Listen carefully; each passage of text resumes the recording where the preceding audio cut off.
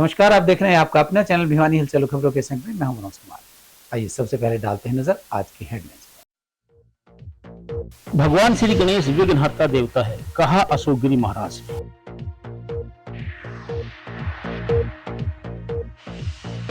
चौधरी बंसीलाल सामान्य अस्पताल का होगा कायाकल्प। 31 अगस्त तक किसान अपनी खराब हुई फसलों का क्षतिपूर्ति पोर्टल पर करे अपलोड, कहा डीआरओ ने। डीसी के आदेश पर सब्जी मंडी की सफाई व्यवस्था हुई दुरुस्त।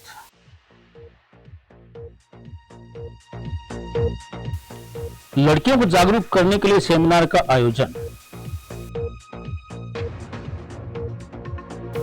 बरसात के कारण बने गड्ढे हो रहे हैं दुर्घटनाओं का कारण। और अब खबरें विस्तार से। गणेश चतुर्थी के अवसर पर नगर में अनेक जगहों पर भगवान गणेश की स्थापना कर पूजा अर्चना की गई।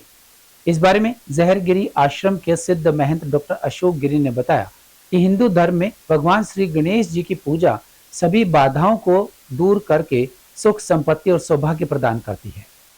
जहरगिरी आश्रम के श्री महंत डॉक्टर अशोक गिरी महाराज ने कहा है कि हिंदू धर्म में भगवान श्री गणेश जी की पूजा सभी बाधाओं को दूर करके सुख संपत्ति और सौभाग्य प्रदान करती है, इसलिए गणेश पूजा का महत्व और ज्यादा बढ़ जाता है। किसी भी शुभ समय में श्रद्धालु गणपति की स्थापना अपने घर में कर सकते हैं। उन्होंने कहा कि गणेश चतुर्थी भाद्रपद के शुक्ल पक्ष में मनाई जाती है। उन्होंने बताया कि महाराष्ट्र में छत्रपति शिवाजी के द्वारा शुरू की गई गणेश पूजा आज भी पूरे देश में हर्षोल्लास के साथ मनाई जाती है। उन्होंने बताया कि भगवान शिव के सभी गणों में से श्रेष्ठ गण गणेश जी को ही माना जाता है। श्रद्धालु 10 दिनों तक अपने अपने घरों में मंदिरों में भगवान गणेश की पूजा करके 10वें दिन गणेश जी को बहते पानी में विसर्जित करते हैं।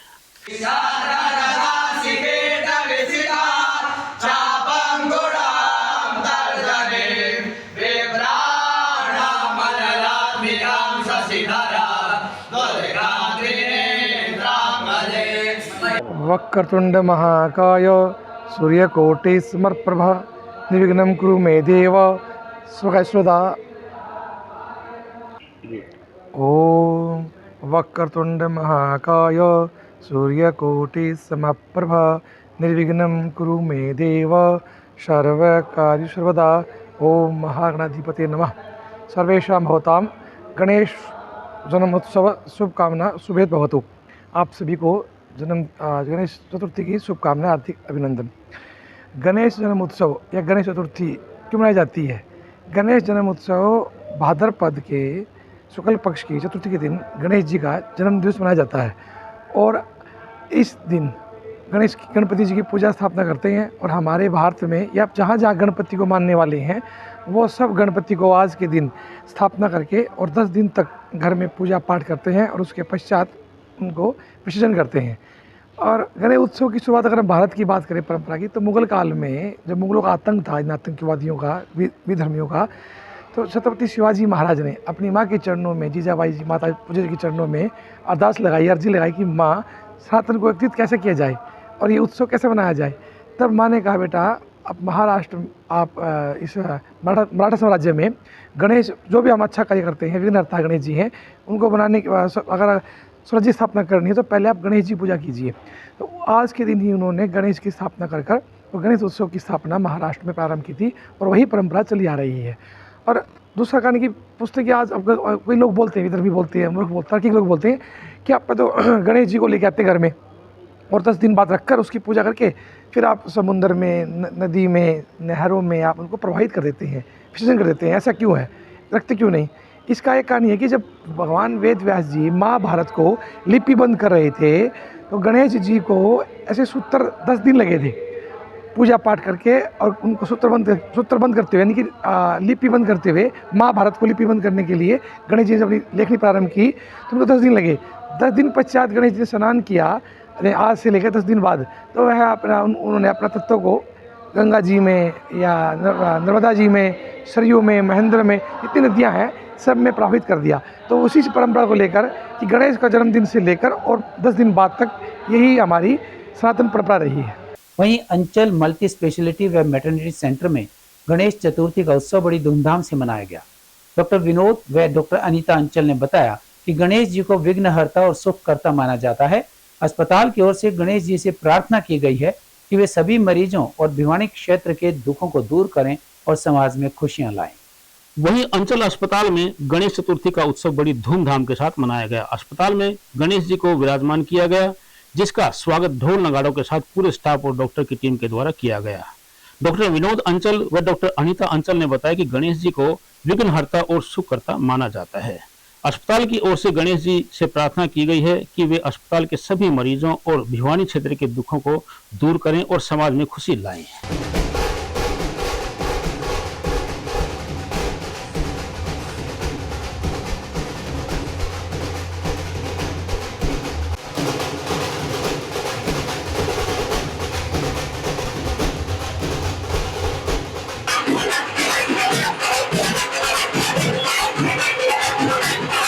सब कहते हैं, आप सबको पता है, गणेश जी विघ्नहर्ता हैं। किसी भी तरह का ऑब्स्टेकल, तकलीफ को हरने के लिए हम गणेश जी की सबसे पहले पूजा करते हैं। और अस्पताल में अगर हमने गणेश जी बिठाए हैं तो हमारी सच में ये मनोकामना है कि मेरे पेशेंट्स के, हमारे स्टाफ, जो मेरा परिवार है, इनके सभी दुख, सभी कष्ट बस बप्पा जी हर लें और हंसी खुशी हमारे हॉस्पिटल का एक माहौल हमेशा अच्छा रहे। जैसा कि आप सब जानते हैं कि आज गणेश चतुर्थी है। गणेश चतुर्थी में आज गणेश जी का आगमन करते हैं। हमने बड़े ढोल नगाड़ों के साथ हमारे गणेश जी का आज स्वागत किया है। हम इनकी 5 दिन तक पूजा करेंगे और दोनों समय आरती होगी। इनसे बस यही मांगा जाएगा कि सबके दुख हरें और यहाँ से खुशी खुशी हम विदा करेंगे फिर इन्हें 5 दिन बाद। आज हमारे हॉस्पिटल ने बड़े ही हर्ष और उल्लास से गणेश जी का स्वागत किया है और हम बहुत ज़्यादा एक्साइटेड हैं। हम 5 दिन की जो स्थापना है, हम उस दौरान जो भी हमारे सबकी जो विशेष हैं, जो भी हमारे लाइफ में जो भी कठिनाई है, हम चाहते हैं कि बप्पा उन सब चीज़ों को हर ले और हमारा हॉस्पिटल और भी ऊंचाइयों को छुए। और बस मैं यही विशेष करती हूँ, सब कुछ ठीक रहे। गणपति बप्पा मोरया। आप देख रहे हैं कि आज हॉस्पिटल में गणेश जी की विराजमान हुए हैं और सबकी विशेष है कि जितने भी हमारे पेशेंट्स हैं उनकी दुख तकलीफ, जो कठिनाइयां हैं, वो ये हरण करें और हॉस्पिटल के अंदर भी ऐसी शांति रहे, यही हम सबकी कामनाएं हैं। सारे स्टाफ ने बड़े एक्साइटमेंट, बड़े जोश के साथ आज गणेश जी की प्रतिमा का विराजमान किया है और इन सब का के साथ पूरा हॉस्पिटल इनके साथ है। हम यही दुआ करेंगे कि भगवान सबको इस तरह से, पूरे भिवानी को, अपितु पूरे हरियाणा को, पूरे भारत को। भिवानी के चौधरी बंसीलाल सामान्य अस्पताल की जल्द ही कायाकल्प होने जा रही है, यह कहना था सीएमओ डॉक्टर रघुवीर सांडिल्य का। उन्होंने बताया कि भिवानी वासियों की मांग को ध्यान में रखते हुए मुख्यमंत्री ने सामान्य अस्पताल के सौंदर्यीकरण के आदेश जारी कर दिए हैं और सौंदर्यीकरण का कार्य शीघ्र ही शुरू किया जा रहा है। भिवानी के लिंगानुपात के बारे में उन्होंने कहा, इस समय भिवानी का लिंगानुपात 914 हो चुका है। लिंगानुपात को सुधारने के लिए स्वास्थ्य विभाग के द्वारा कड़े कदम उठाए जा रहे हैं। हरियाणा के मुख्यमंत्री नायब सिंह सैनी के कड़े आदेशानुसार भिवानी के चौधरी बंसीलाल सामान्य अस्पताल की कायाकल्प होने जा रही है। इस बारे में चौधरी बंसीलाल सामान्य अस्पताल के सीएमओ डॉक्टर रघुवीर सांडिल्य ने बताया कि अस्पताल के सौंदर्यीकरण का कार्य शीघ्र शुरू किया जा रहा है। सौंदर्यीकरण के दौरान अस्पताल की जर्जर हालत को सुधारा जाएगा। अस्पताल में लिफ्ट सिस्टम को ठीक किया जाएगा ताकि मरीजों व उनके परिजनों को प्रथम तल व द्वितीय तल तक आने जाने में कोई समस्या का सामना न करना पड़े। उन्होंने कहा कि भिवानी का लिंगानुपात 914 हो चुका है। भिवानी के लिंगानुपात को सुधारने के लिए स्वास्थ्य विभाग के द्वारा कड़े कदम उठाए जा रहे हैं। इसके लिए स्वास्थ्य कर्मियों, आंगनवाड़ी विभाग के कर्मचारियों और आशा वर्कर्स को आदेश दिए जा रहे हैं कि वे अपने क्षेत्र में जाकर लिंगानुपात सुधारने के लिए लोगों को जागरूक करें, लिंग जांच करवाने वाली महिलाओं पर कड़ी नजर रखें और गर्भवती महिलाओं की समय समय पर मॉनिटरिंग करते रहें। उनके टीकाकरण से संबंधित जानकारी स्वास्थ्य विभाग को समय पर देते रहें और गर्भवती महिलाओं के पोषण के लिए विशेष ध्यान रखें। सरकार का मुख्य उद्देश्य है कि डिस्ट्रिक्ट के हॉस्पिटल हमारे प्राइवेट हॉस्पिटल से बेटर होने चाहिए। इसके संदर्भ में हमारे माननीय मुख्यमंत्री के क्लियर कट और सख्त आदेश हैं कि इसका ब्यूटिफिकेशन का कार्य जल्द से जल्द करवाया जाए। इसके लिए जो D&R हैं, हॉर्टिकल्चर हैं, इलेक्ट्रिकल विभाग को आदेश दे दिए गए हैं। उनको टाइमलाइन भी दे दिया गया है कि 10 सितंबर तक सारा जो कार्य है, गेट का एंट्रेंस गेट है, हॉर्टिकल्चर का काम है, जो लाइन जो ओपन में है उनका कार्य है, तो सभी कार्य टाइम लाइन के अनुसार हो, ताकि लोगों को पता लगे कि डिस्ट्रिक्ट हॉस्पिटल में सारी सुविधाएं, साफ़ सफाई की और सारी अच्छी सुविधाएं मिल रही हैं, ताकि लोगों को फ़ायदा हो। क्योंकि लोगों का ज़्यादा खर्चा होता है प्राइवेट में, तो सरकार चाहती है कि उसकी लोगों के जो गरीब आदमी हैं उनकी हेल्थ के पॉइंट ऑफ व्यू से खर्चा ज़ीरो हो और बेटर सुविधा मिले। तो हमारी जो सरकार है वो दिन रात इसको ब्यूटिफिकेशन में और अच्छी सर्विस देने में लगी हुई है, और टाइम लाइन के अनुसार हम इसको कार्य को पूरा करवाएंगे, ताकि लोगों को बेटर से बेटर सुविधा मिले। दूसरा जो फ्लैगशिप प्रोग्राम है सरकार का, वो लड़का लड़कियों को भेदभाव ना करके हमारी लड़कियां बचें और बचने के बाद वो अच्छी तरह से शिक्षा लें। बेटी बचाओ बेटी पढ़ाओ के माध्यम से हमारी जो डिस्ट्रिक्ट टास्क फोर्स है उसकी आज मीटिंग भी होनी है। हर महीने में हमारे जो उपायुक्त महोदय उसकी अध्यक्षता में डिस्ट्रिक्ट स्टैंडिंग कमेटी की मीटिंग होती है, और हर हफ्ते हमारी जो स्टेट टास्क फोर्स है उनकी मीटिंग होती है। हर हफ्ते का हमारा जो एक्टिविटीज़ है वो हमने करनी होती है। लगातार हम इसको लोगों को अवेयर करें, ताकि हम उनको सेंसिटाइज के द्वारा लड़का लड़की में जो भेदभाव है उसको मिटाया जा सके, और जो गलत काम करते हैं, अवैध रूप से जो गर्भपात की दवाइयाँ देते हैं, उसको पकड़ा जाए। इसके लिए समाधान यही है कि जो भी जिम्मेवार व्यक्ति है, जो समाज सुधारक है, वो इसमें आगे आए, जनप्रतिनिधि आए, सोशल वर्कर इसमें आगे आए, ताकि जो भी कोई गर्भपात की दवाइयाँ देता हो या फिर कोई अवैध रूप से गर्भपात करता हो या करवाता हो, उसकी सूचना दें। उनकी सूचना हम गुप्त रूप से रखेंगे और उसको सरकार के नियम के अनुसार उसको इनाम भी दिया जाएगा। इस प्रकार जो अबॉर्शन होते हैं, खास करके 12 हफ्ते से ज़्यादा और जिनको एक लड़की या एक से ज़्यादा लड़कियां हैं, उनके ऊपर हमने सरकार के दिशा निर्देश अनुसार आशा वर्कर और आंगनवाड़ी वर्कर को सहेली रूप में बनाया हुआ है। टोटल भिवानी में हमारी 1500 सहेली हैं। इसका मतलब ये है कि जो हमारी प्रेग्नेंट वुमेन है 1500 क्या, वो उनके पास ऑलरेडी एक या एक से ज़्यादा लड़कियां हैं, तो उनके ऊपर उसकी ड्यूटी यही है कि उसकी डिलीवरी पूरी सक्सेस हो और उसका कोई गर्भपात की दवाई या अबॉर्शन ना हो सके। बारिश का पानी जमा होने से खराब फसलों का उपायुक्त साहिल गुप्ता ने अधिकारियों को साथ लेकर खेतों में जाकर निरीक्षण किया और सरकार को फसलों के खराब होने की रिपोर्ट भेजी। जिला राजस्व अधिकारी सुशील शर्मा ने बताया कि सरकार ने किसानों को अपनी खराब फसलों के फोटो अपलोड करने के लिए क्षतिपूर्ति पोर्टल खोल दिया है। 31 अगस्त तक किसान अपने पानी से खराब हुई फसलों की डिटेल क्षतिपूर्ति पोर्टल पर अपलोड कर सकते हैं। जिला राजस्व अधिकारी सुशील शर्मा ने बताया कि बरसाती जल भराव से अनेक जगहों पर फसलें खराब हुई हैं। सरकार ने ऐसे किसानों को अपनी खराब फसलों के फोटो अपलोड करने के लिए क्षतिपूर्ति पोर्टल खोल दिया है। 31 अगस्त तक किसान अपने पानी से खराब हुई फसलों की डिटेल क्षतिपूर्ति पोर्टल पर अपलोड कर सकते हैं। उन्होंने बताया कि किसान इस पोर्टल पर जाकर अपनी फसल का फोटो अपलोड करें और अन्य जानकारी भी अपलोड करें। इस इलाके का संबंधित पटवारी मौके पर पहुंचकर वेरीफाई करेगा, जिसकी रिपोर्ट सरकार को भेजी जाएगी और जिसके आधार पर सरकार मुआवजा या आर्थिक सहायता देने की घोषणा करेगी। हमारे क्षेत्र में जो भिवानी क्षेत्र है उसके अंदर मुआवजा जो है, लोगों को भारी नुकसान हुआ बारिश से, और हमने इस विषय बारे डी साहब ने, माननीय उपायुक्त ने भी दौरा किया था सभी अधिकारियों को लेके। ग्रामीण क्षेत्र में जो किसानों के खेत हैं, फसल है, वो ज़्यादा प्रभावित हुई हैं इससे। उस सिलसिले में जो सरकार द्वारा ई क्षति पोर्टल जो है वो 14 अगस्त के बाद एक्टिवेट कर दिया गया था और 31 अगस्त तक का टाइम सरकार ने अभी दे रखा है। लेकिन हमारी ऊपर FCR ऑफिस में, माननीय FCR ऑफिस में भी बात हुई थी, उन द्वारा ये और भी बताया गया कि अगर इस सिलसिले में और भी अगर आप किसान इसको अपनी शिकायत रजिस्टर करना चाहें तो वो भी कर सकते हैं। 31 के बाद भी हमें 10 दिन 15 दिन का समय अतिरिक्त तौर पर दिया जा सकता है, ये सरकार द्वारा बताया जा चुका है। एक सरकार द्वारा जो बनाया गया ना एक सॉफ्टवेयर है, उस सॉफ्टवेयर के तहत किसान अपनी फसल के फ़ोटो, किसान अपनी डिटेल, अपनी ज़मीन की संबंधित डिटेल उस पर अपलोड करते हैं। उसके बाद संबंधित जो पटवारी पड़ता है उस गांव का, वो जाके उसको वेरीफाई करके आता है कि जो किसान द्वारा फ़ोटो या जो डिटेल डाली गई है वो जेन्युइन है या वो गलत रिपोर्ट है, उस पर वेरिफिकेशन करते हुए फिर आगे कानून और CRO लेवल पे उसको वेरीफाई करते हैं और उसके बाद जो भी फाइनल होगा उसके बाद वो सरकार को सारा डाटा इकट्ठा करके सरकार को भेजा जाता है कि भाई लगभग हमारी डिस्ट्रिक्ट का इतना खराबा है और इतने पैसे हमें आपसे डिमांड की है ताकि वो पैसा आए और हम किसानों को वितरित कर दें।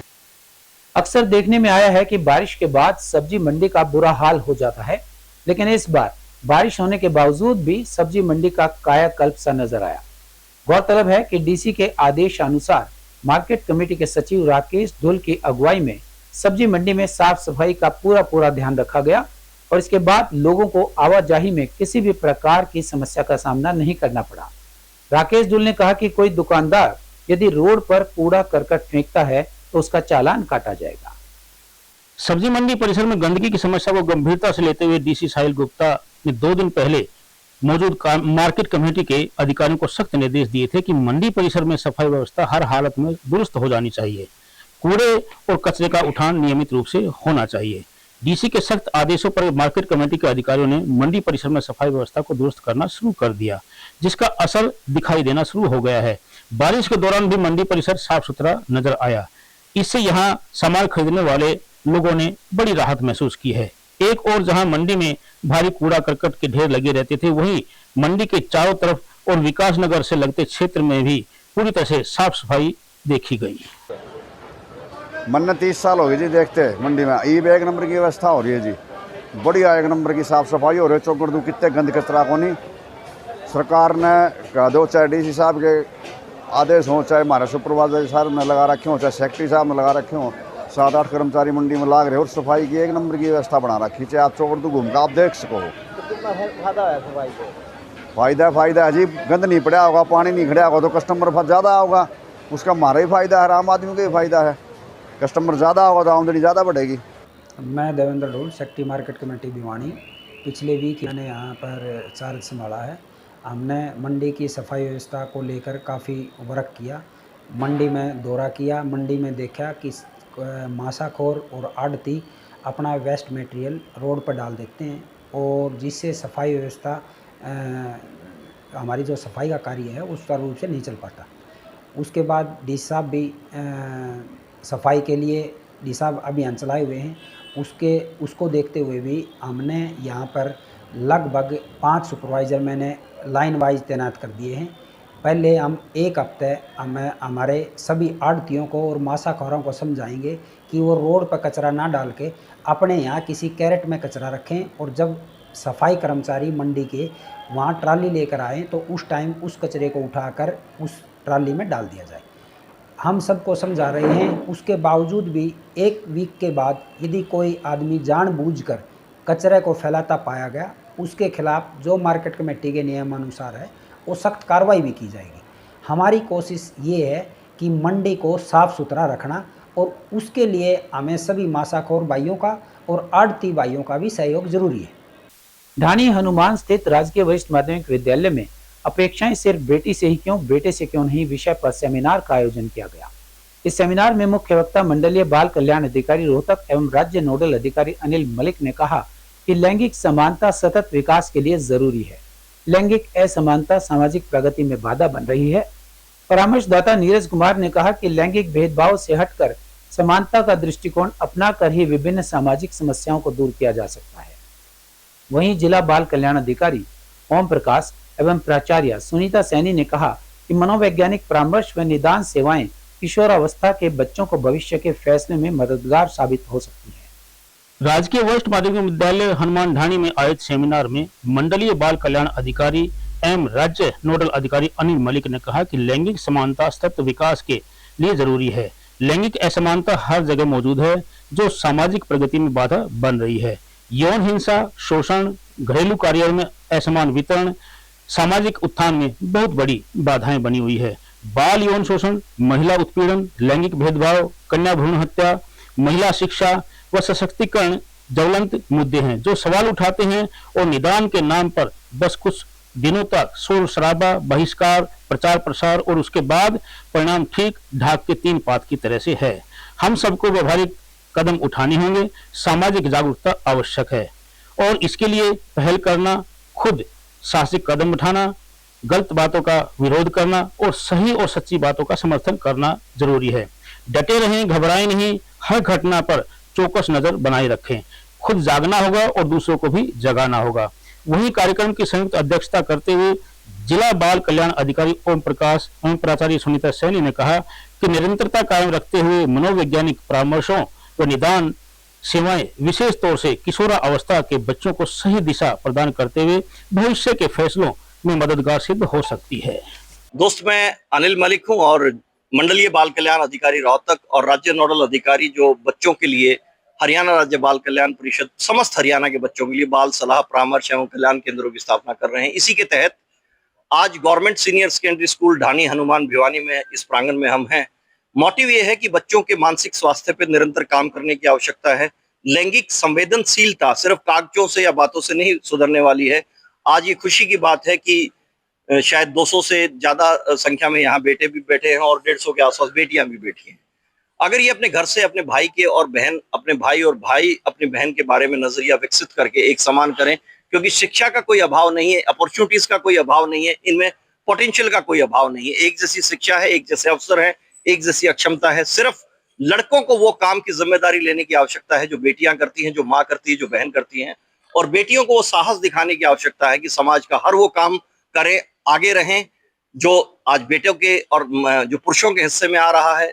किसी भी कारण से एक समान नजरिया विकसित करने की आवश्यकता है। मानसिक स्वास्थ्य की बेहतरी के लिए आवश्यक है कि शारीरिक एक्सरसाइज भी ये करें, अच्छा सोचें, ये बहुत जरूरी है। शासन सरकार तो अपने स्तर पे प्रयास कर रही है, सिर्फ वो उन जिम्मेदार लोगों को जो जिम्मेदारियां मिली हैं उनको धरातल पे उतरना पड़ेगा, यहाँ अप्रोच करनी पड़ेगी, खुद जाके मैदान में जाना पड़ेगा, डोर स्टेप पे पहुंचना पड़ेगा। और जब हम धैर्य से, सब्र से और प्रैक्टिकल बातों से इस बात का इनिशिएटिव लेंगे तो व्यवस्थाएं सुधरेंगी। इसमें हर व्यक्ति का नजरिया बहुत महत्वपूर्ण है कि हम चाहते क्या हैं, करते क्या हैं, अकॉर्डिंगली परिणाम मिलेंगे। कल्याण परिषद के जो ये सदस्य नोडल अधिकारी श्री अनिल मलिक साहब जी, इन्होंने विद्यालय में आकर जो बहुत ही बच्चों को अच्छी अच्छी बातें बताई। ये करंट जो प्रॉब्लम हमारे देश में चल रही है उसके विद्यालय में आने पर बच्चों ने भी बहुत ध्यान से सुना और वास्तव में ये बहुत ही बढ़िया प्रोग्राम हमें लगा और मुझे लगता है कि बच्चों ने इसको सुना, अवश्य ही हमारे ढाणी हनुमान के बच्चों में बहुत सुधार आएगा।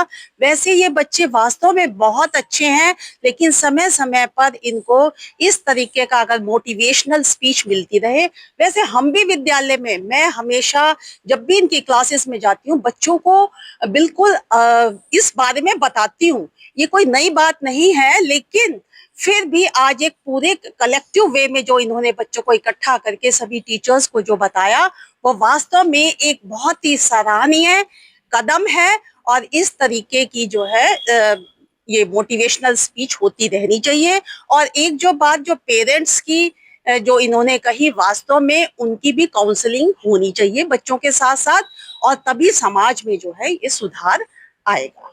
लगातार बारिश होने से शहर में अनेक जगहों पर गड्ढे बन गए हैं और सड़कें टूटी हुई हैं, जिनसे आने जाने वाले वाहनों व राहगीरों को भारी परेशानियों का सामना करना पड़ रहा है। रोहतक गेट क्षेत्र में हलवासिया विद्या विहार स्कूल के सामने बड़े बड़े गड्ढे बने हुए हैं, जिनके कारण अनेक दुर्घटनाएं हो चुकी हैं। विद्यालय के प्रिंसिपल विमलेश आर्या ने बताया कि पिछले काफी दिनों से यह सड़क टूटी हुई है। इसके बारे में प्रशासन को अवगत करवा दिया गया है। रोहतक गेट स्थित हलवासिया स्कूल के सामने की सड़क पर बने गड्ढे दुर्घटनाओं का कारण बने हुए हैं। इस बारे में हलवासिया स्कूल के प्राचार्य विमलेश आर्य ने बताया कि पिछले काफी दिनों से सड़क टूटी हुई है। इसके बारे में काफी बार प्रशासन को अवगत करा दिया गया है, उसके बावजूद भी कोई कार्य नहीं हो रहा है। उन्होंने बताया कि बारिश के दिनों में यहाँ पर बुरा हाल हो जाता है। बच्चे साइकिल या स्कूटी पर आते हैं तो काफी बार इन गड्ढों में गिर जाते हैं। मैं विमलेश आर्य, प्राचार्य हलवासिया विद्या विहार भिवानी, प्रशासन का ध्यान इस ओर आकृष्ट करना चाहता हूँ कि हलवासिया विद्या विहार जो कि अग्रसेन चौक पर है, उसके बिल्कुल ठीक सामने बड़े बड़े गड्ढे हो गए हैं बारिश के कारण से, और बारिश का पानी भी यहाँ रुकता है। आप सबको ये जानते ही हैं कि कितना ट्रैफिक इस रोड पर रहता है। बच्चों को, टीचर्स को अभिभावकों को आने जाने में तकलीफ रहती है। इस बारे में प्रशासन को भी अवगत कराया जा चुका है।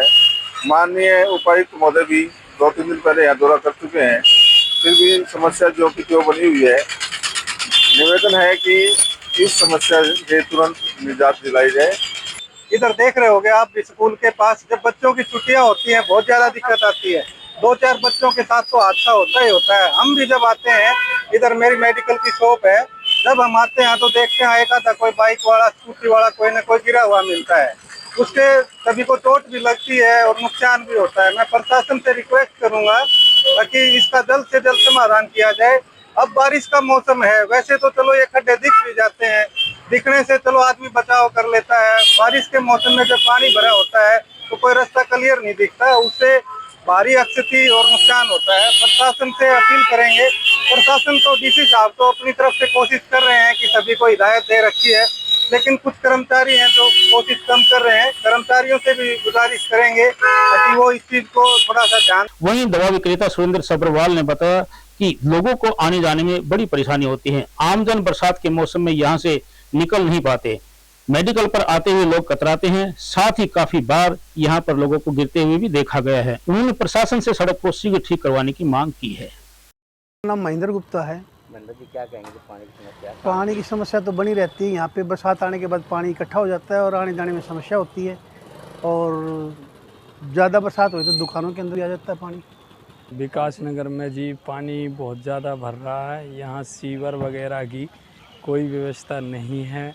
पानी बहुत ज़्यादा भर रहा है, दिक्कत हो रही है आने जाने में। किराए में रहते हैं जी, ये बहुत समस्या है जी। आने जाने में को बहुत दिक्कत हो रही है, कोई साधन नहीं निकल रहा, कोई बहुत समस्या हो रही है निकलने की भी। तो क्या वजह है कि पानी निकासी नहीं हो रही, सीवर रुके पड़े हैं सारे।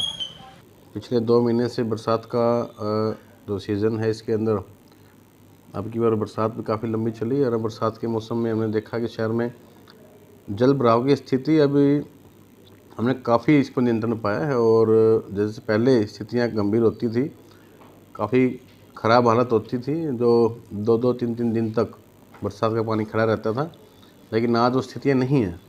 आज हमने नाले की सफाई अच्छी तरीके से करवाई है बरसात से पहले। साथ साथ में जहाँ जिन स्पॉटों पर पानी खड़ा रहता था, उस जगहों के हमने समाधान किया है, चाहे नालों के माध्यम से किया है, चाहे हमने सीवरेज में कनेक्शन कर किया है।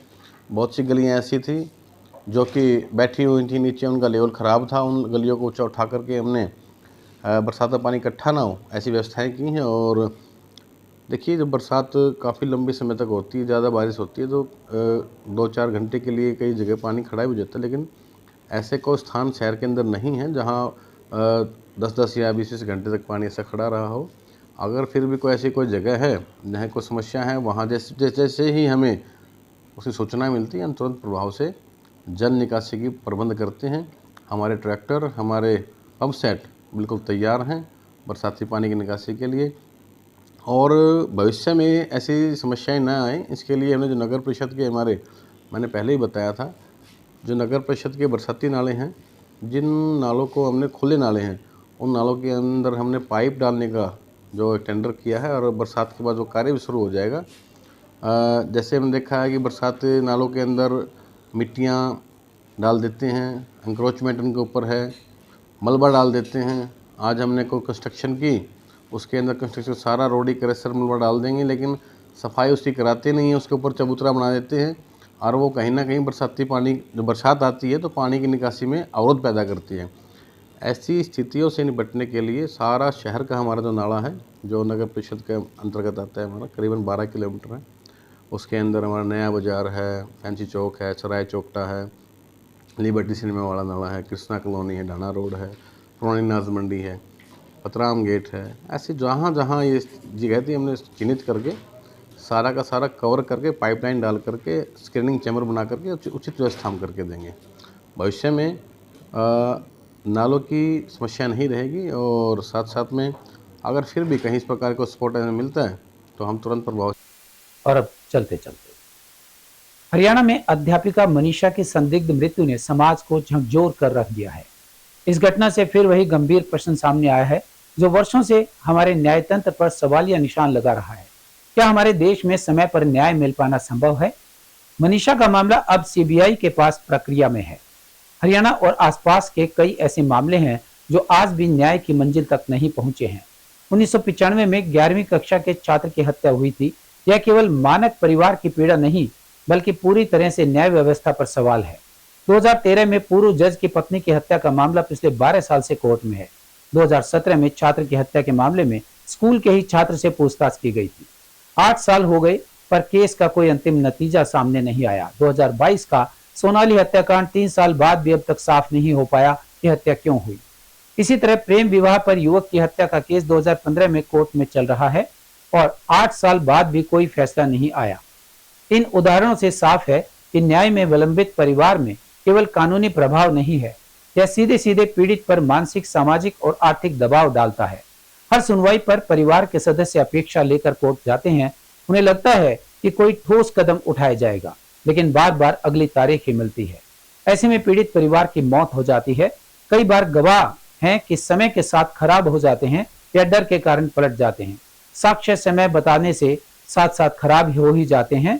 पीड़ित परिवार के बारे में सोचा जाता है कि कानून ने अंतिम संस्कार कर दिया है, पर देरी की जिम्मेदारी किसकी है? यह एक ऐसा सवाल है जिसका उत्तर शायद किसी के पास भी नहीं है। तो क्या यह सवाल बनकर ही रह जाएगा? और अब जाने से पहले एक नजर आज की हेडलाइंस। भगवान श्री गणेश विघ्नहर्ता देवता है, कहा अशोक गिरी महाराज।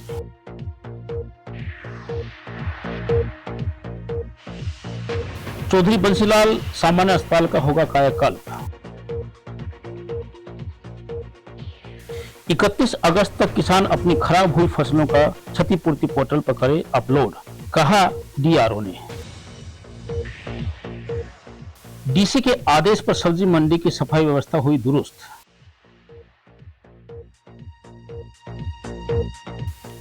लड़कियों को जागरूक करने के लिए सेमिनार का आयोजन।